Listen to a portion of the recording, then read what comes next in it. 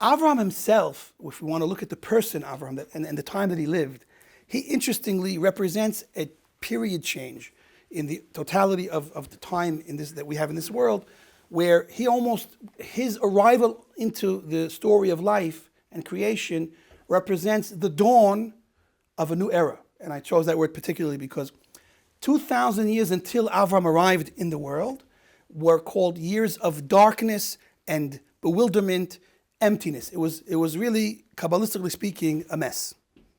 That's a very deep Kabbalistic word. M-E-S-S is the gematria of, I have no idea. But basically, until Avraham came into the world was a really, really place of a lot of darkness.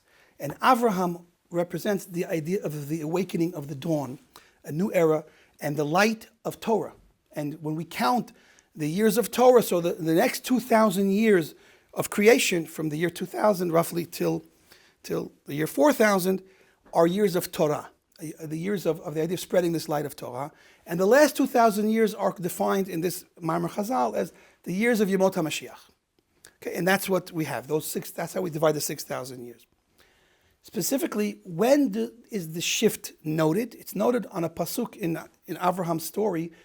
It mentions that Avram and Sarah were mekarev many people to believe in God and to live a life that was connected with Hashem.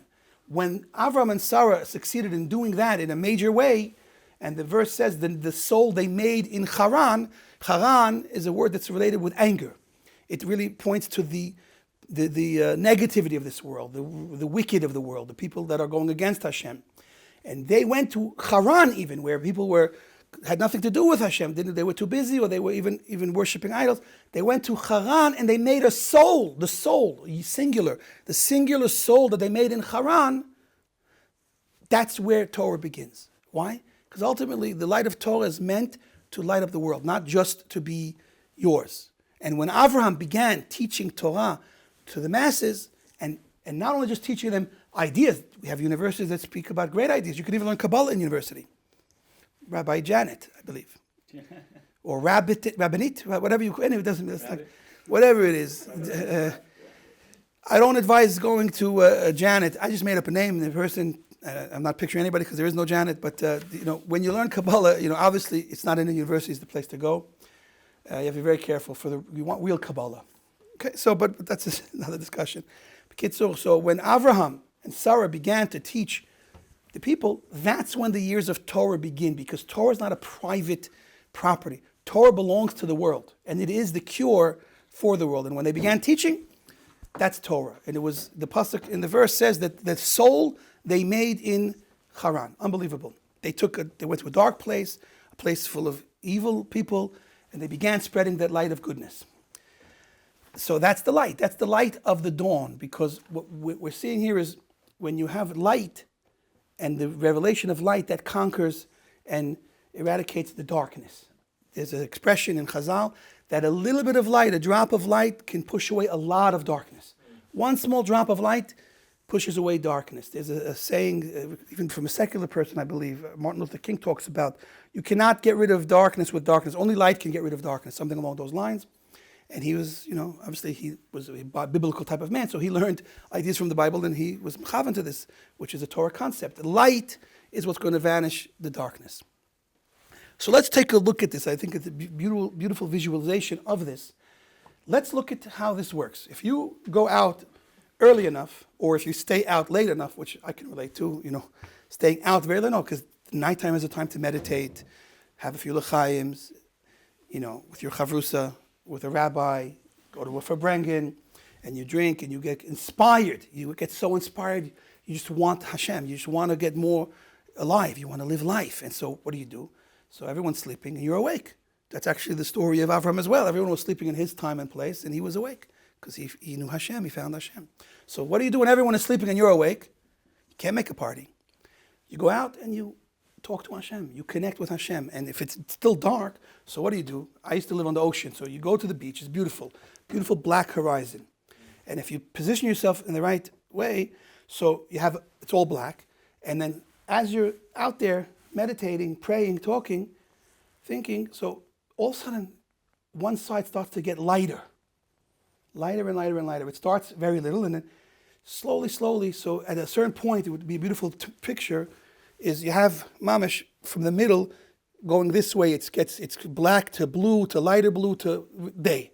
And if you look that way, it just gets darker, darker, darker, and it's night. So what's happening in this scene? So imagine the definition of the beginning of a new dawn, of a new day, the day when Mashiach will one day be here, is that first ray, the first droplet of light that pierces the horizon and becomes something that affects our world. What we could see, one drop of light begins a process of transforming the darkness to light and the night into a new day. And as that process continues, we see slowly, slowly, the night is conquered. And that's Avraham Avinu. That's Shachrit. That's the dawn. Avraham brings in the dawn of Torah, and he started what's going to end with Mashiach. And when Mashiach comes, there'll be no more night, it'll be only day. We're going to live forever in this beautiful light of day with Hashem. So, interestingly enough, in Chassidic thought, there's a well-known book, it's a Breslev book called Likutei Halachot. It takes a lot of Jewish law and it expresses them and explains them in a more of an ideological, mystical way.